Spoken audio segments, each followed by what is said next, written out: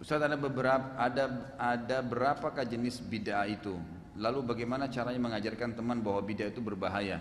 Karena teman ana setiap ana share tentang hadis-hadis yang membicarakan bahwa beberapa perbuatan yang sekarang beredar itu bid'ah, ana selalu dicelahnya, dibilang sedikit-sedikit bid'ah. Anda kayak Wahabi aja. Jadi sudah saya jelasin, bid'ah itu dari siapa? Perkataan bid'ah? Hah? Dari Nabi Muhammad SAW. Bukan dari lidahnya dai-dai, bukan. Saya dan teman-teman dai ini hanya menyampaikan hadis Nabi. Kan Nabi bilang, hadis yang terkenal hadis irbat dalam hadis sahih. Alaikum bisunnati wa sunnah khulafa'ur rasyidin mahdina min ba'di addu 'alaiha bin nawajid, gitu kan?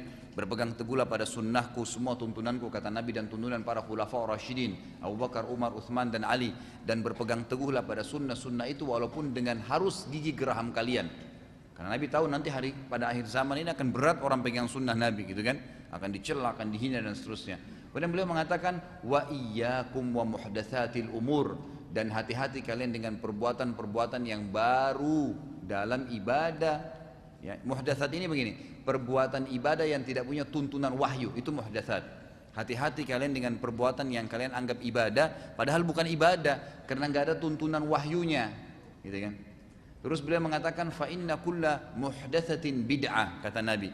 Semua perbuatan ibadah yang tidak punya tuntunan wahyu itu adalah perbuatan baru dalam agama. Bid'ah itu perbuatan baru dalam agama yang Nabi nggak pernah contohin dan juga sahabatnya. Terus Nabi bilang apa? Wa inna kulla bid'atin dhalalah. Semua bid'ah itu membawa pelakunya pada kekeliruan dan kesesatan. Nabi yang sabda itu. Nabi kita yang berbicara hadis sahih. Lalu beliau mengatakan wa inna dhalalatin finnar, dan kekeliruan dan kesesatan dalam ibadah, buat ibadah yang tidak Allah perintahkan dalam Qur'annya dan juga Nabinya contohkan dalam sunnah, akan membawa pelakunya pada api neraka karena sia-sia. Jelas sabda Nabi. Dalam hadis riwayat Muslim yang lain kata Nabi SAW, man ahdatsa fi amrina hadza ma laysa minhu fa huwa raddun aw mardud.